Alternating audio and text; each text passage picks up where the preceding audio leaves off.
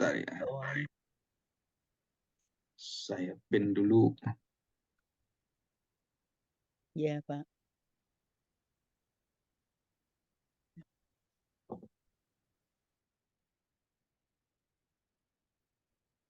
Yuk kita masuk dalam doa ya. Kita bawa dalam doa. Supaya kita bisa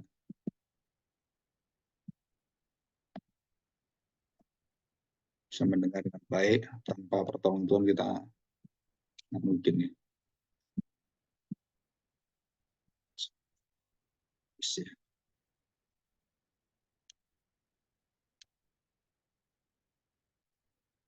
Oke, kita akan bahas tentang kerajaan Allah dalam konsep perjanjian baru ya. Perjanjian lama kita sudah selesai. Mari kita berdoa, kita mohon pertolongan Tuhan. Kami bersyukur karena kami mendapatkan satu pengetahuan, kunci rahasia mengerti akan kerajaan-Mu. Dan ini semua berpuncak dan berfokus kepada satu pribadi, yaitu Mesias, yang merupakan satu penyingkap yang menyingkapkan pada kami segala hal yang tersembunyi dalam diri Allah, dan pengenalan kami akan Allah, serta apapun yang dikehendaki oleh Tuhan, mulai dari pemilihan perjanjian, serta kasih Tuhan yang menjadi satu motivasi terbesar dalam kehidupan kami, sehingga kami bisa menerima anugerah keselamatan, dan bukan hanya itu, kami menyadari diri kami sebagai orang-orang berdosa, dan dibawa dalam satu kemuliaan dengan pertolongan anugerah Tuhan.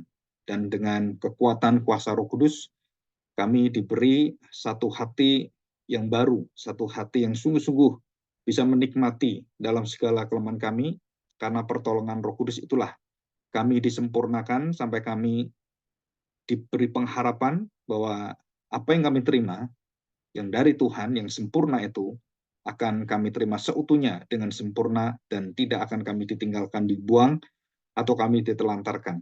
Kami bersyukur Bapa, kami bersyukur untuk semua pemelihara-Mu, dan kami belajar akan rahasia kerajaan Allah ini. Berita yang sangat penting dan berita yang benar-benar menjadi satu ujung tombak yang pertama kali dikatakan oleh Tuhan kami Yesus Kristus. Terima kasih Bapa. Di dalam nama Tuhan Yesus kami serahkan doa kami. Amin. Oke, nah kita membahas tentang kerajaan Allah ya. Saya membuka dulu Matius pasal yang ketiga. Matius pasal 3.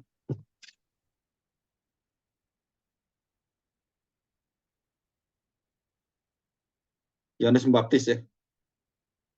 Matius pasal ketiga ayat yang kedua. Ini ada satu khotbah yang pertama kali yang dikatakan dan juga diajarkan, yang membuka satu zaman baru, zaman transisi menuju kerajaan Allah yang akan digenapi oleh Tuhan Yesus. Beritanya adalah Yohanes Pembaptis. Matius pasal 3 ayat 1 dan 2. Pada waktu itu tampillah Yohanes Pembaptis di padang gurun Yudea dan memberitakan, bertobatlah sebab kerajaan surga sudah dekat.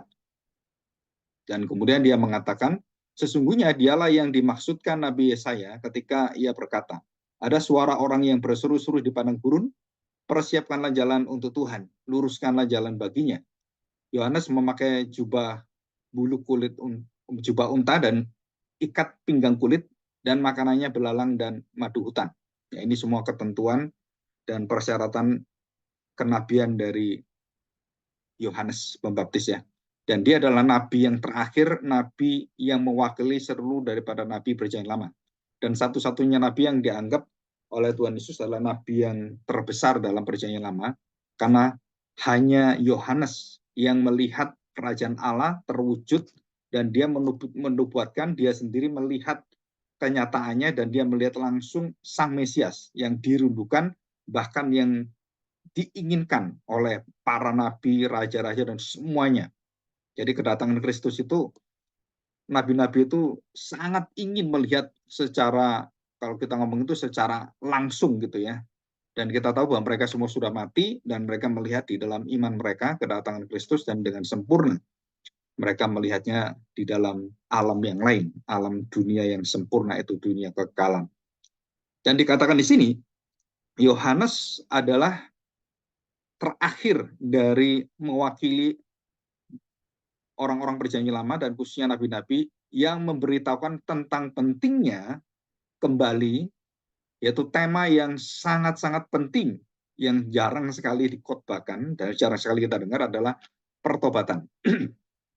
Ya, jadi pertobatan inilah menjadi kunci rahasia kalau kita mengerti bagaimana bertobat, bagaimana kita dilahirkan baru, bagaimana kita dibenarkan, maka kita akan mengerti kerajaan surga dan kita bukan hanya bisa mengerti di dalam pengetahuan kita yang merupakan kunci rahasia itu adalah pengertian ini yang dibukakan karena dia tersembunyi. Nah, di dalam bahasa asli tersembunyi itu memakai kata crypt ya. Crypt itu kalau kita pernah tahu uang kripto, crypto money adalah uang yang tersembunyi. Uang sebenarnya tidak ada wujudnya, tapi uang itu ada ya dan diperdagangkan dan sekarang uang ini jadi mahal sekali ya, crypto coin namanya. Nah, crypt itu artinya bahwa eh, tidak bisa dilihat tetapi itu ada dan itu bisa dirasakan bahwa misteri atau crypt itu sesuatu yang masih belum eh, dibukakan ya, itu misteri dari bahasa yang perjanjian baru. Bahasa perjanjian lama kan deras itu kan, yang artinya masih akan dipelajari dan kemudian orang sudah tahu dibukakan, nah dia mulai berproses tambah tahu tambah tahu. Nah, seperti itu dalam perjanjian baru itu adalah cryptnya ya, cryptnya jadi kripto. Jadi kalau kita belajar rahasia kerajaan Allah itu membutuhkan penyingkapan atau illuminati, illumination ya, illuminating. Jadi dibukakan, illuminate. Jadi dibukakan supaya kita bisa mengerti, kita bisa tahu, dan kita kemudian bisa mengerti dengan menaatinya, menghidupinya. Dan inilah rahasia kerajaan Allah yang bisa kita terima. Ya, itu kuncinya di kata-kata memahami, mengerti, mengenal.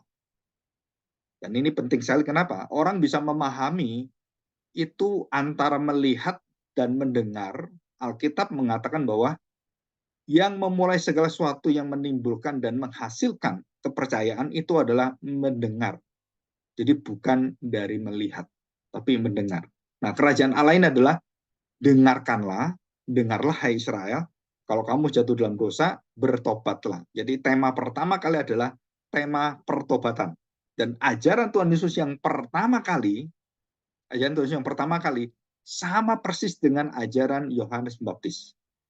Nah, saya menyusun satu kerangka tema, kerangka pengajaran, atau kalau mendirikan satu perintisan, mendirikan satu persekutuan baru gitu kan, itu harus dimulai dari awal. Dimulai dari mana? Dimulai seperti Kristus mulai mengajar. Dan semua dasar Kristus mengajar, berkhotbah, dan juga menyampaikan keteladan hidupnya, pengajaran-pengajarannya, semua apa yang dilakukan Tuhan Yesus. Dasarnya, dan kalau kita ngomong bukan hanya dasar ya, tetapi apa yang menjadi tolok ukurnya, apa yang dikerjakan Tuhan Yesus itu adalah perjanjian lama. Karena dalam zaman Tuhan Yesus perjanjian baru belum ada, jadi dia mengajar, dia berkhotbah, dia melakukan apapun, itu ayat-ayat firman Tuhannya adalah ayat-ayat firman Tuhan yang ada di dalam perjanjian lama. Ini penting sekali. Kenapa? Karena gereja jika meninggalkan perjanjian lama, maka dia tidak akan bisa mengerti rahasia kerajaan Allah dalam perjanjian baru. Kenapa? Karena ini berkaitan. Jadi yang satu reveal, yang satunya conceal. Jadi di sini membutuhkan satu kerjasama untuk membukakan. Maka di-reveal, dibukakan di sini.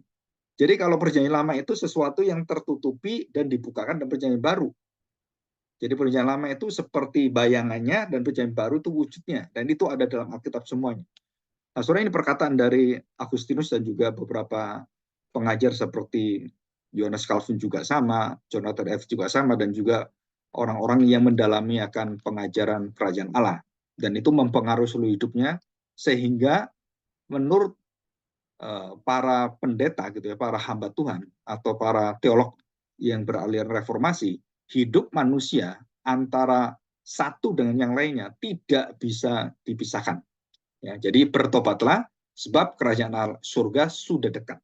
Jadi sudah dekat itu artinya akan terwujud dan sudah di depan mata, sudah ada di tangan kita. Itu sudah mau kita terima.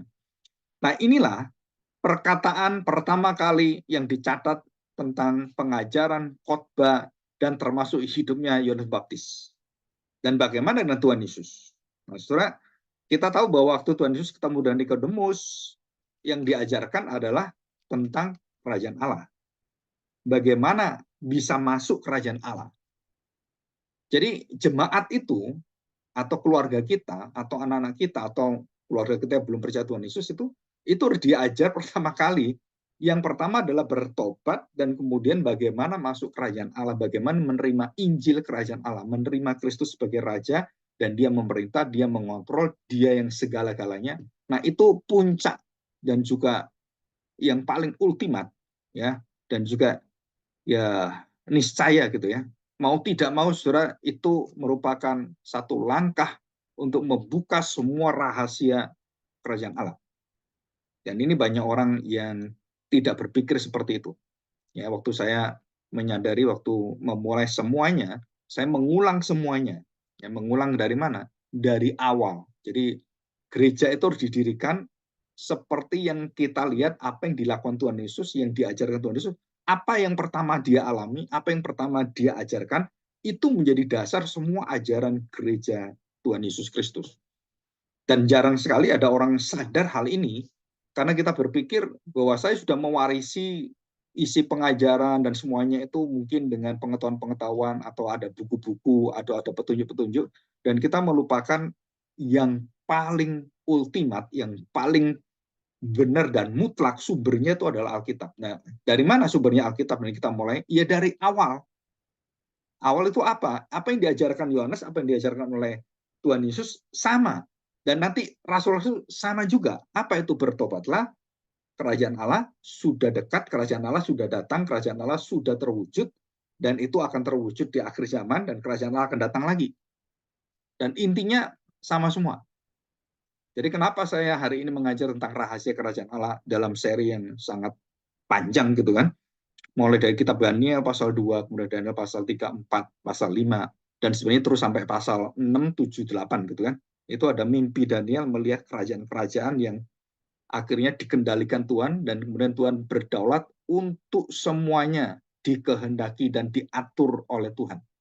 Dan itu rahasia kerajaan Allah di situ. Jadi Daniel lah yang paling banyak membukakan tentang masa depan, dan dia dipakai oleh Tuhan untuk menyatakan kerajaan Allah, kerajaan Kristus yang akan datang, ya, dengan pola-pola apokaliptisnya. Oke, nah Pak, dari mana buktinya kalau Bapak mengatakan sama dengan Yohanes Pembaptis, apa yang diajarkan Tuhan Yesus?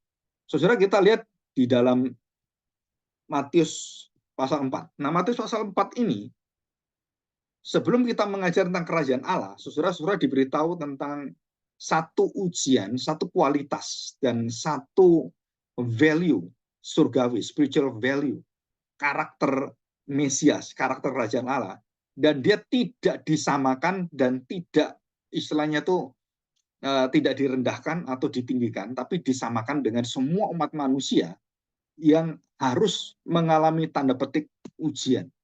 Jadi Adam dan Hawa mengalami ujian, maka Adam yang kedua dan yang terakhir sama juga harus masuk dalam ujian.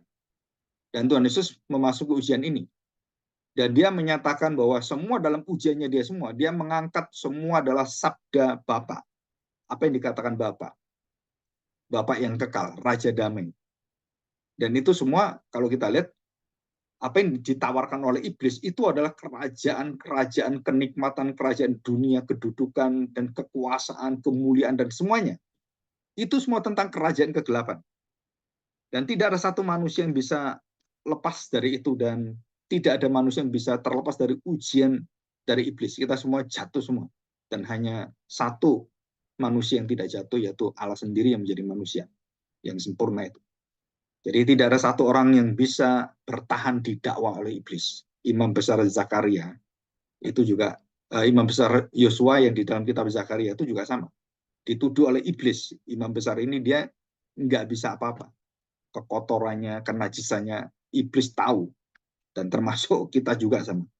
Ya, tanpa Kristus yang menguduskan kita, maka masa hidup kita, masa lalu kita, dan semuanya itu makanan empuk dan kunci untuk ditembak oleh iblis, ya, semua kelemahan-kelemahan kita. Oke, jadi pencobaan ini kita lihat bahwa Matius menjelaskan tentang kemanusiaan Kristus yang dialami, dia betul-betul ada manusia. Dan apa yang terjadi di sini?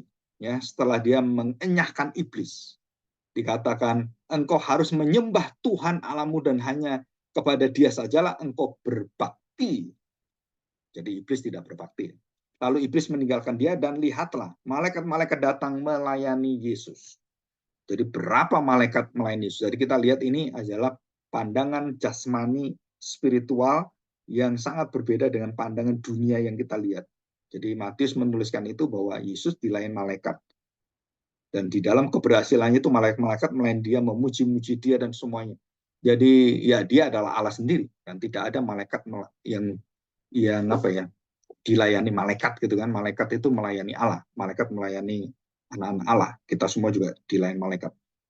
Nah, waktu dia tampil di Galilea, perhatikan ya, waktu dia tampil di Galilea, ayat yang ke-12, ini beritanya.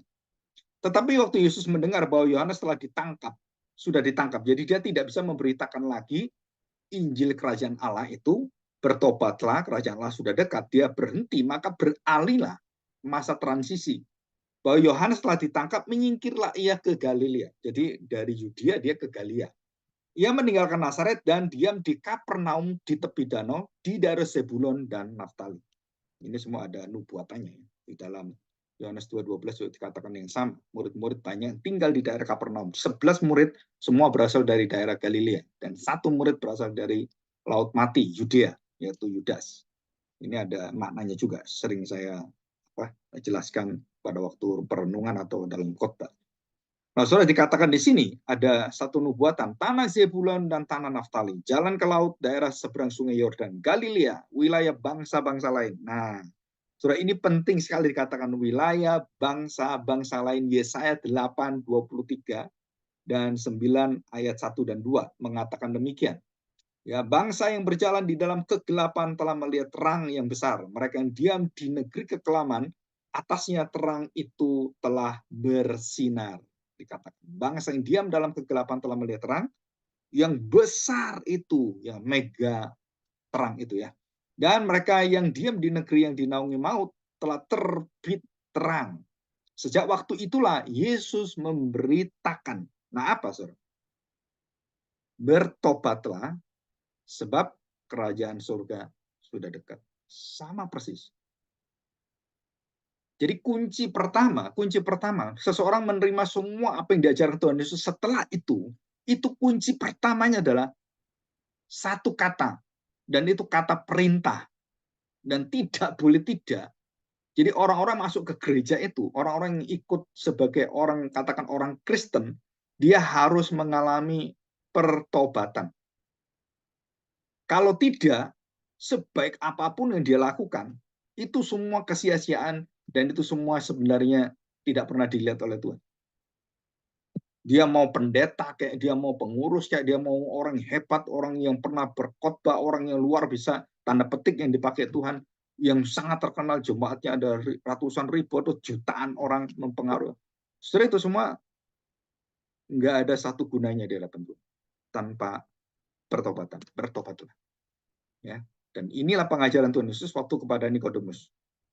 Kamu guru yang maha tinggi, bukan maha tinggi, yang sangat tinggi ya. Guru yang profesor gitu kan, teologiamu sangat tinggi, pengetahuan tinggi.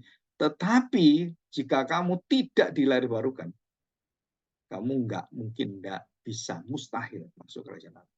Jadi dengan pengetahuan kita teologi, pengetahuan kita tentang firman Tuhan, itu tidak membawa kita diselamatkan. Jadi pengetahuan kita, usaha kita semuanya. Bukan, tapi itu adalah anugerah Tuhan. Dan Tuhan Yesus jelaskan ini. Jadi bertobatlah ini adalah menyatakan bahwa Tuhan satu-satunya pribadi yang bisa menobatkan engkau. Bertobatlah. Bukan bertobat atas diri kita sendiri, kemudian kita bisa mempunyai kemampuan bisa bertobat sendiri. Bukan. Bertobatlah. Karena dikatakan kerajaan Allah sudah datang dan diberitakan tentang Injilnya, tentang berita sukacitanya. Kita diminta untuk menerimanya. Jadi itu bertobatlah itu bukan kekuatan usaha diri manusia ya sebenarnya, tapi itu adalah satu perintah Tuhan. Jadi kalau diperintah Tuhan, maka hati kita yang bisa menyambut adalah hati yang hidup. Kalau kita enggak bisa. Ya, jadi sama ya, bertobatlah sebab kerajaan surga sudah dekat. Kerajaan surga sudah dekat. Nah, kita lihat sekarang di dalam Matius pasal yang ke-11. Ya, Matius pasal 11 ayat yang ke 24 dan 25. 24 ya. Saya bacakan yang Matius 11 ayat 25 ya, 26. Nah, perhatikan ya.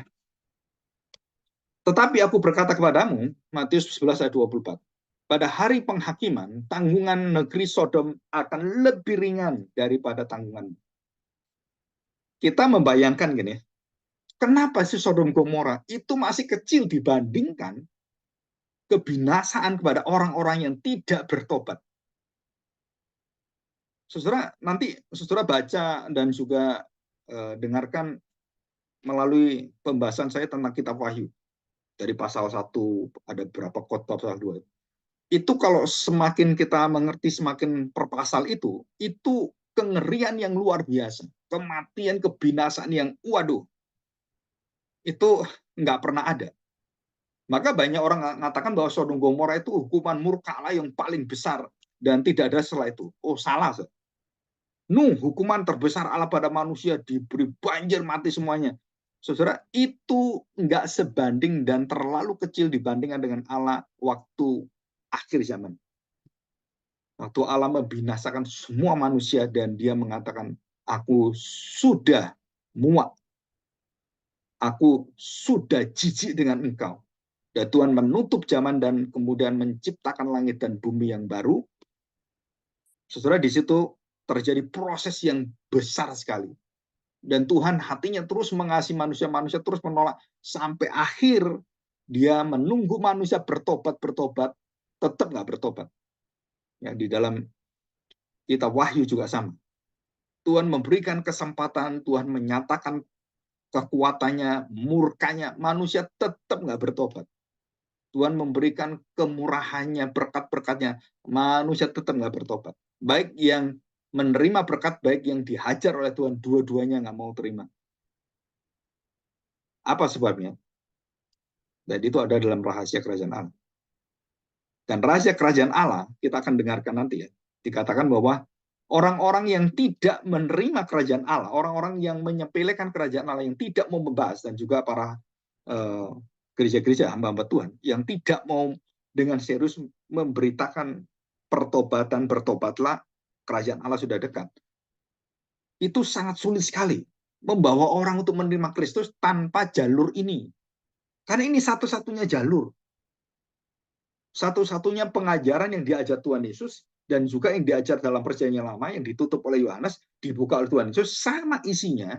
Dan juga para rasul yang dipimpin juga sama, beritakanlah Injil kerajaan Allah. Bertobatlah, kerajaan Allah sudah dekat dan sekarang sudah datang, Yesus sudah datang.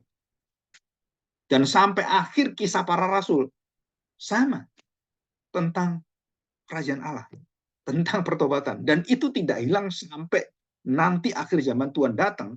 Nah, baru itu semua akan dihentikan Tuhan, pertobatan sudah di-stop. Ya, sudah tidak ada lagi. Tinggal penghakiman. Nah, itu. Jadi ditutup dengan pertobatan, dan ditutup dengan apa? Saudara, di sini Tuhan akan menghakimi kita. Tuhan akan membawa kita semuanya. Dan jauh lebih hebat dari Sodom dan Gomora.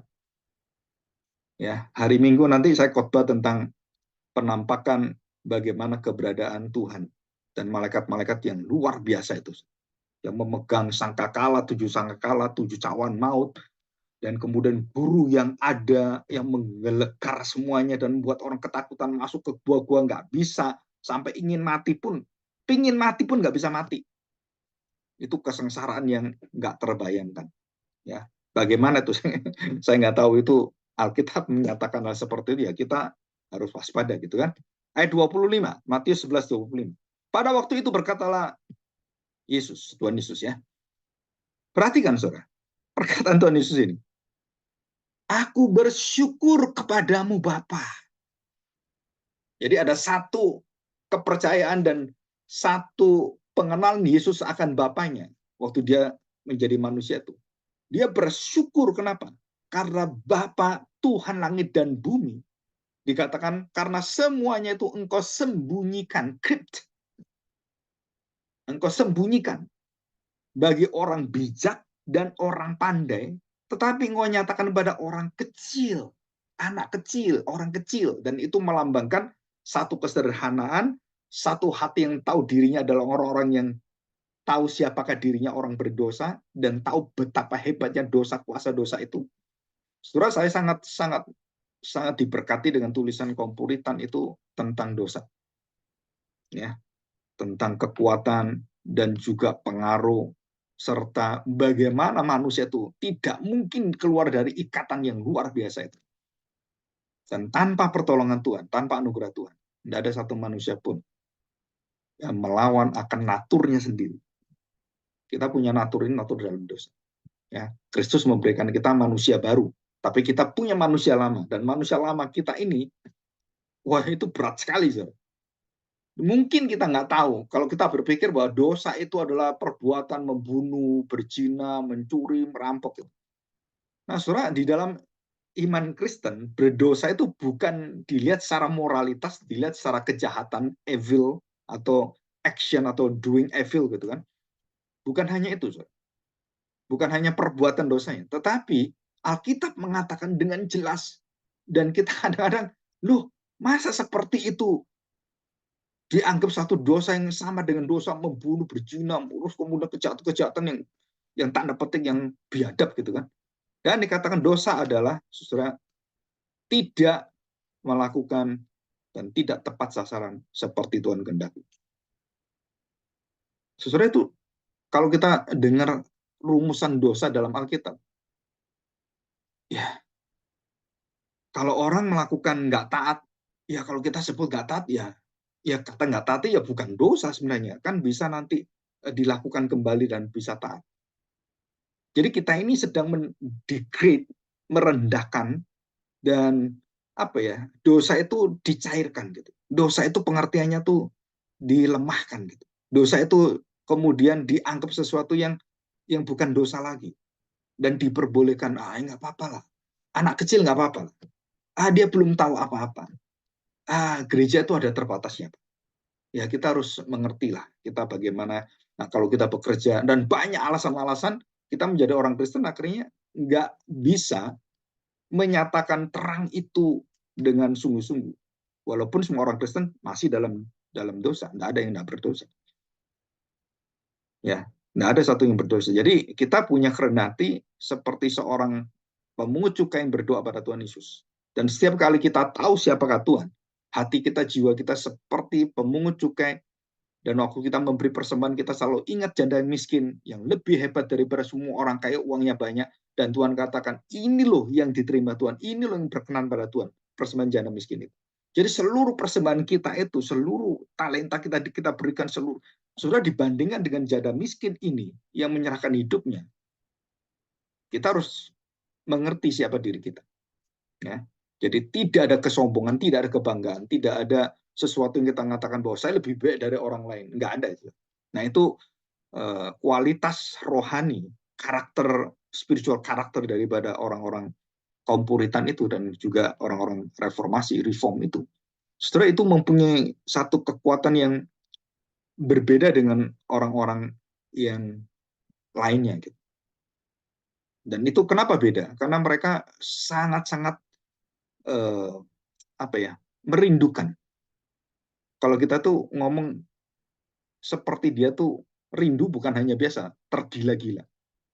Gitu. Freaky sebenarnya, istilah yang agak negatif. Jadi sesuatu yang sangat-sangat mereka inginkan, rindukan adalah mereka serupa dengan Kristus dalam segala hal. Ya. Oke, dikatakan di sini. Engkau sembunyikan bagi orang bijak dan orang pandai, tetapi engkau nyatakan kepada orang kecil. Ya, kita lihat ini.